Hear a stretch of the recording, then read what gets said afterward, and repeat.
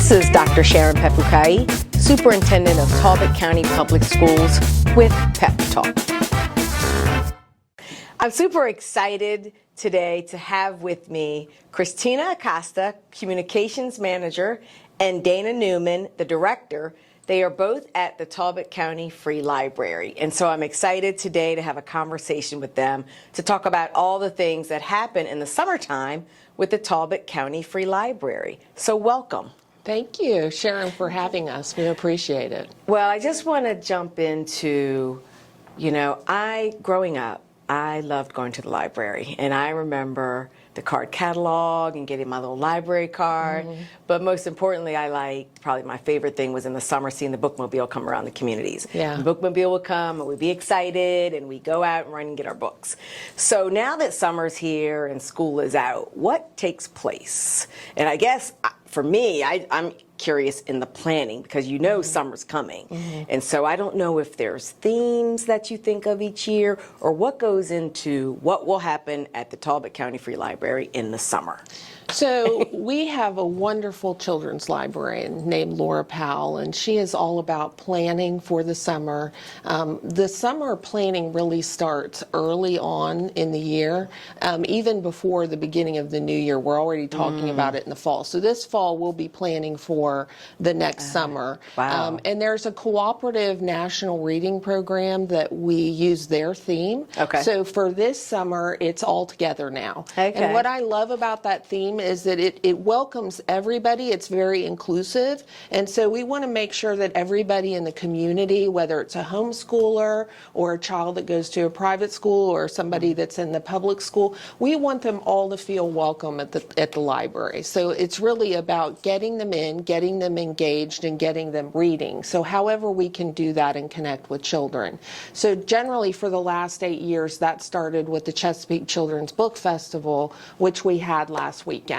And it's really just a great springboard into the summer and all the summer reading programs that we have going on. Well, that sounds like that's great. And I know planning is very important. Mm-hmm. I like the theme. It's all together. It's all together now, right? All together now. All together now. All together all now. Together now. Right. And so, because I went to the festival, loved the festival last Saturday. A lot of people, I'm a huge children's book fan, and so it was nice having all the authors there. Mm-hmm. So how do you get the word out? Because when, during the school year, we have communications that come out from, our district, our schools, but then summer hits. And I know parents are looking for summer camp information, all of this. How would they know what the library has to offer?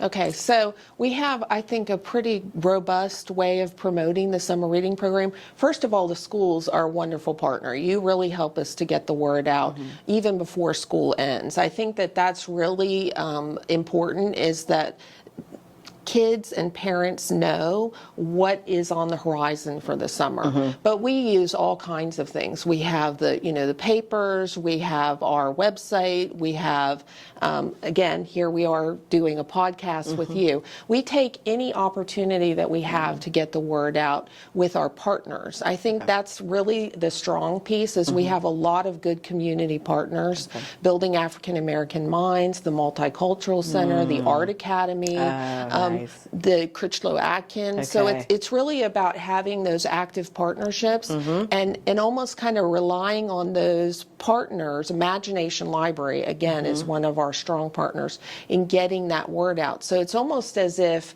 our partners are really our mouthpiece into the community, and they can put their connection to the summer reading program in with their promotion.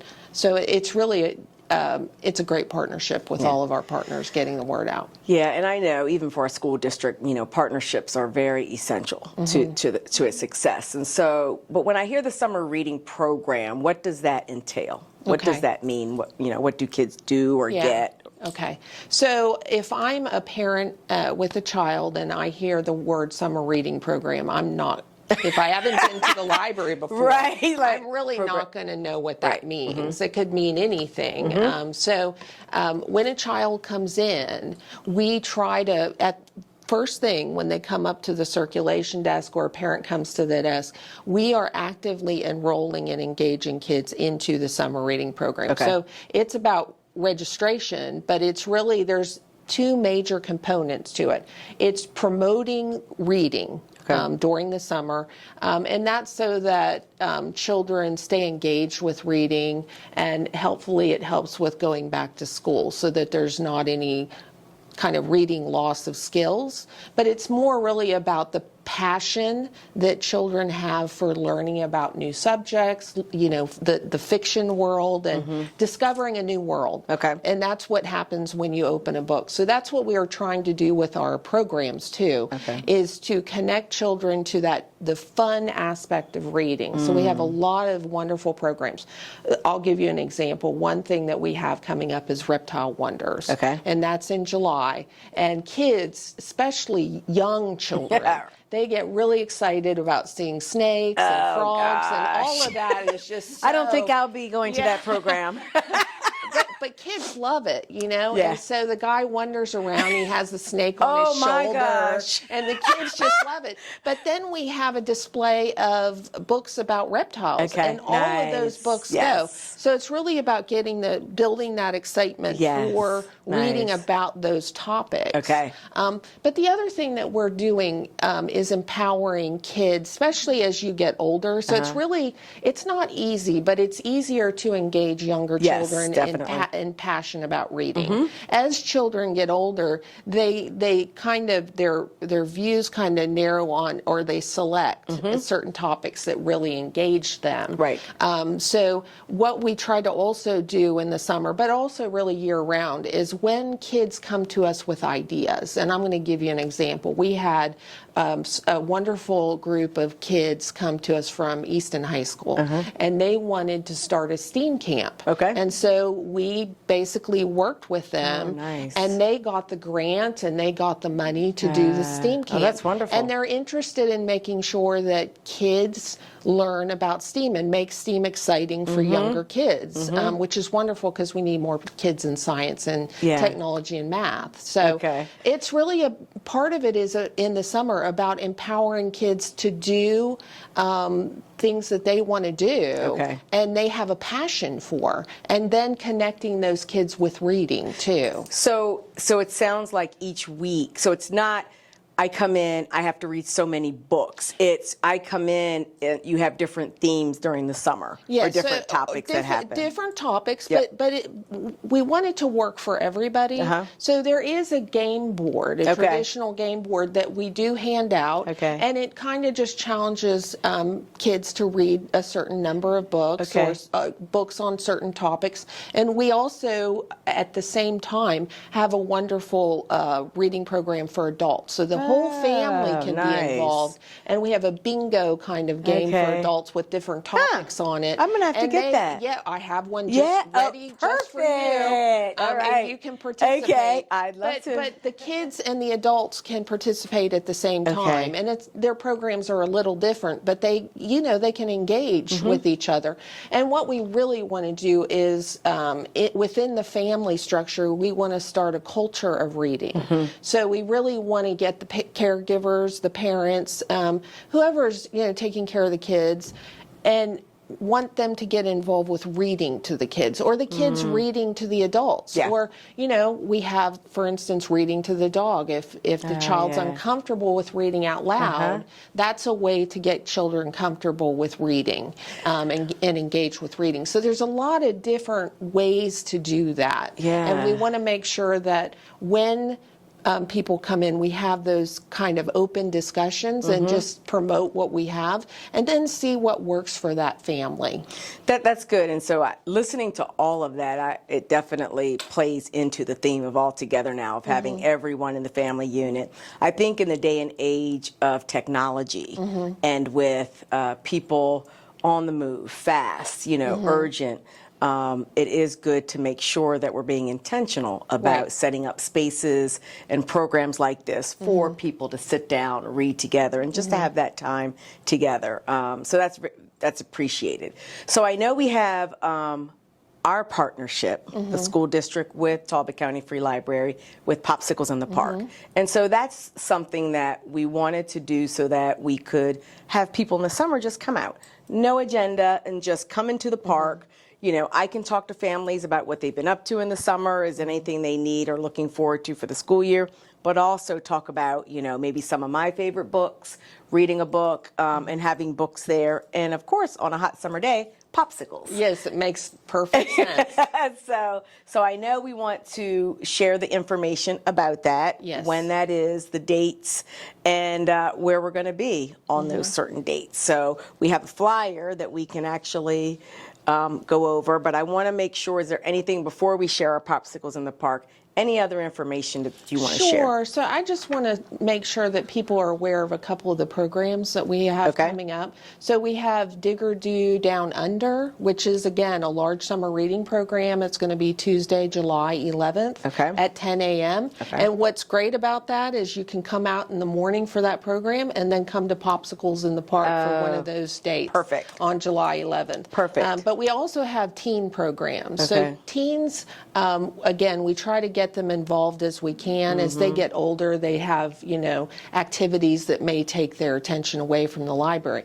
But we try to have something for don't wanna leave teens them out. every Yeah, month. absolutely. So the one coming up is for ages 13 and up, and they'll be able to make art with a visiting artist. Oh, nice. And the other thing that we have that I just want to make sure that you're aware of, because it's a partnership again with the schools, is the interactive media program has an exhibit going on in our meeting room. And the community loves those kind of exhibits because they get to see what the students are up to in the summer. And so we have that on display in our meeting room all summer long. So that's there now. That's there now. Okay. Yeah. Okay. So everybody can see it, and they always get compliments about the art in that program. Oh, nice. So, yeah. Well, I've seen, and lots of artists, talented artists that we have here in the school district. So it's nice that it's there on display. Yeah, for the it community really to see. is. That's So, great.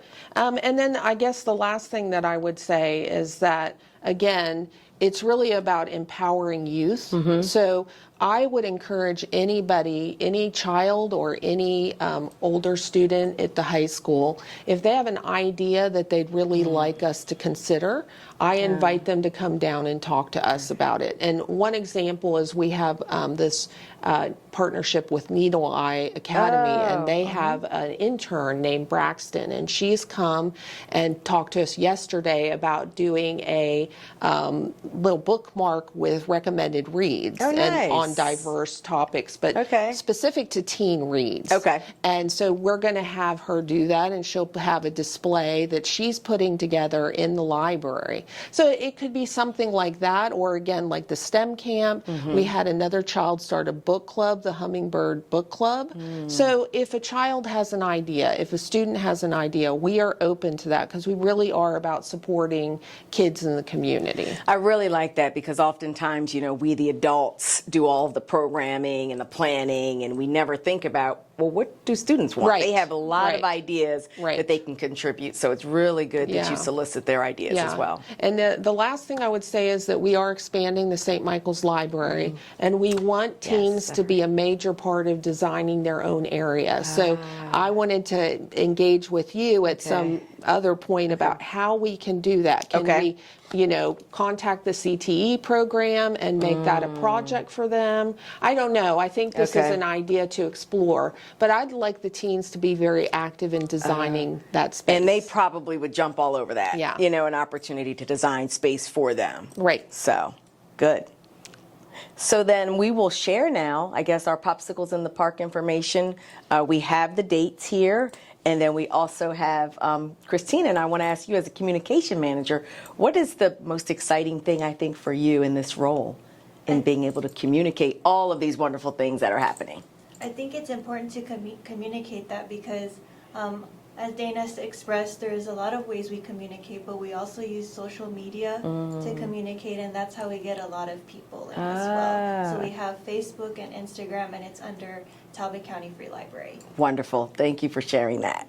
So our Popsicles in the Park will be out 5:30 to 7 every evening, and on these dates, Monday, July 10th, 11th, 12th, 13th. So the whole week, we will be out at different parks. Chapel District on July 10th, Moton Park on July 11th, White Marsh Elementary, July 12th, Tillman Elementary, July 13th, and St. Michael's Elementary, July 17th. And so there's flyers out. I've seen them at the library. We have them here on our website. And then we're going to have Christina here. You can actually translate. We want to for a lot of our Hispanic families too, to be able to hear. Primero, muchas gracias por recibirnos, doctora Pepukai. Estamos muy contentos de unir fuerzas con ustedes en el evento Paletas en el Parque. Los estudiantes seguramente se divertirán escuchando doctora Pepukai leerles. Estamos muy contentos que haremos la conexión entre el sistema escolar y la biblioteca con las dos cosas más importantes. Eso es las paletas heladas y un buen libro para leer. Estaremos regalando libros hasta que ya no hay. Cada evento tendrá lugar de 5:30 hasta las 7 de la noche. Empezamos con la Escuela Primaria Córdoba, lunes 10 de julio, después Moulton Park, martes 11 de julio, Escuela Primaria White Marsh, miércoles 12 de julio, Escuela Primaria Tillman, jueves 13 de julio. Y después vamos a Escuela Primaria St. Michael's, lunes 17 de julio. Nuestra misión es ofrecer más información de la biblioteca, incluyendo nuestro Todos Juntos programa de lectura de verano que lo mantendrá leyendo con nuestro programa de incentivos de lectura hasta el 12 de agosto. Y también pueden visitar a la biblioteca para disfrutar nuestros programas. Unos programas sí necesitan registración, así que consulte el calendario de eventos de la biblioteca en nuestra página de internet en www.tcfl.org para ver más información. Y otra vez, muchas gracias por tenernos. Thank you so much. I want to thank both of you, Christina and Dana, for sharing all the information. I want to make sure I get my bingo card so I can actually join in on that as well. So thank you so much for the partnership, for coming in and sharing all the wonderful things that the Talbot County Free Library is doing this summer. Thank you very much for inviting us. Muchas gracias, te lo agradezco. De nada. This is Dr. Sharon Pepukai, Superintendent of Talbot County Public Schools with PepTalk.